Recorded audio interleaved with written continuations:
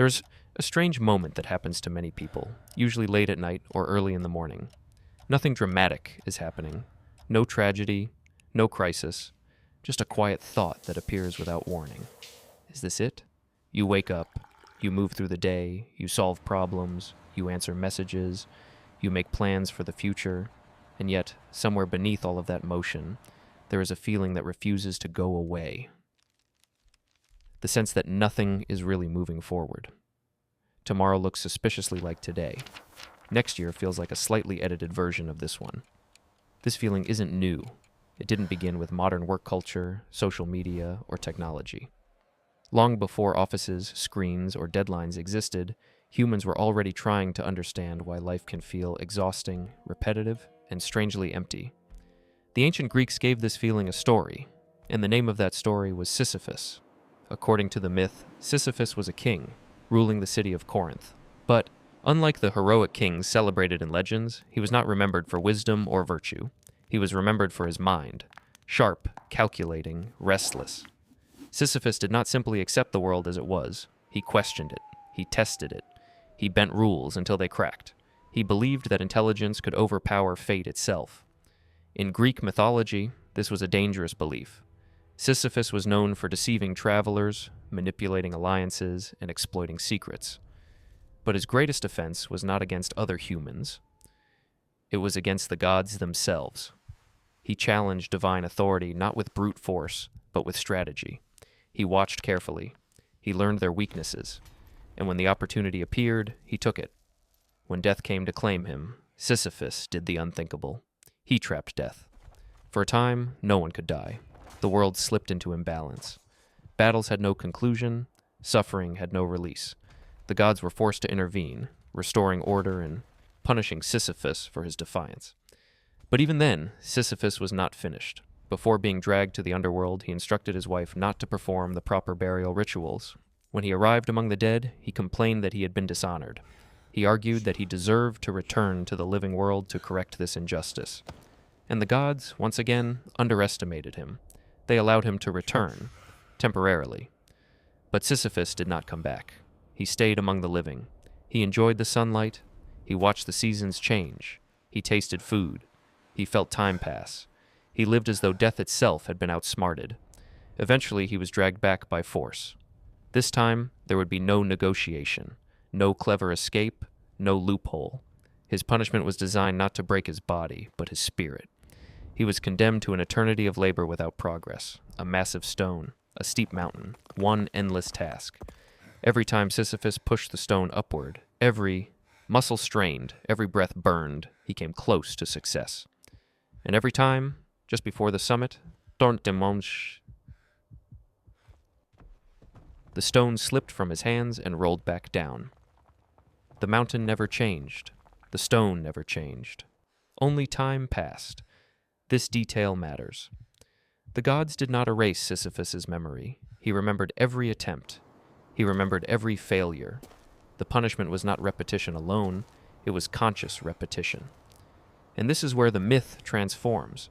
Because physical suffering can be endured, pain has limits. Exhaustion eventually fades into numbness, but meaninglessness, that is far harder to survive.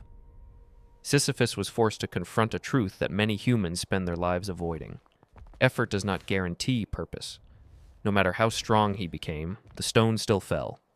No matter how skilled, how disciplined, how determined, the outcome never changed. In this way, the mountain became a symbol, not of hardship, but of expectation. Sisyphus expected that effort should lead somewhere. The mountain denied that expectation. And slowly, painfully, Sisyphus learned that the cruelty of his punishment was not the stone itself. It was hope. Hope that the task would end. Hope that the gods would relent. Hope that one day the stone would stay. And so the stone fell again. At this point, the myth could have ended as a simple warning. Do not challenge the gods. Do not overestimate human cleverness. Accept your place. But centuries later, the story was picked up again. Not by priests or poets, but by a philosopher trying to understand why modern life feels so heavy even when nothing is technically wrong. Albert Camus saw in Sisyphus something disturbingly familiar. To Camus, Sisyphus was not just a punished king. He was a symbol of humanity itself, a being capable of thought, trapped in a universe that does not explain itself. Humans ask questions. The universe offers silence. We ask why we are here. The world does not answer. And that conflict between our hunger for meaning and the world's indifference is what Camus called the absurd. The absurd is not despair, it is awareness. It is the moment when you realize that no system, no success, no future achievement is guaranteed to deliver meaning. That realization can be terrifying. Many people respond by escaping it, through distraction, belief, ambition, or denial. But Sisyphus cannot escape. He cannot look away. He cannot forget. He cannot pretend. Every step down the mountain, after the stone has fallen, he walks in full awareness of his fate. And this is where Camus makes his most controversial move. He suggests that this awareness does not destroy Sisyphus. It liberates him. Because once Sisyphus stops hoping for an outcome, the task changes. The stone is no longer a promise. It is no longer a test. It is simply what is. In the absence of hope, illusion collapses. And with illusion gone, something unexpected appears. Freedom.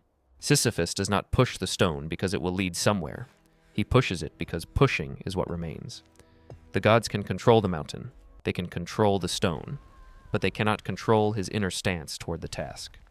And in that quiet defiance, Sisyphus becomes greater than his punishment.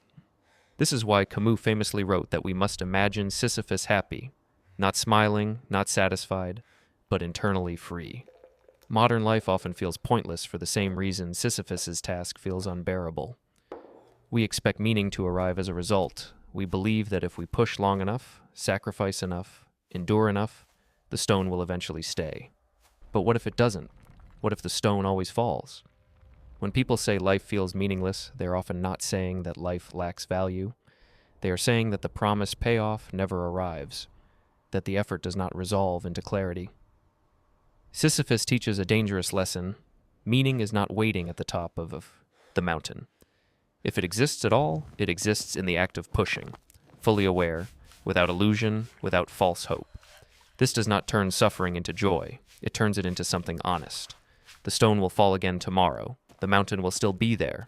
Routine will repeat. But awareness changes the relationship. Sisyphus walks back down the mountain knowing exactly what awaits him. And in that knowledge, he is no longer deceived, no longer waiting, no longer bargaining with fate. He pushes the stone because he chooses to.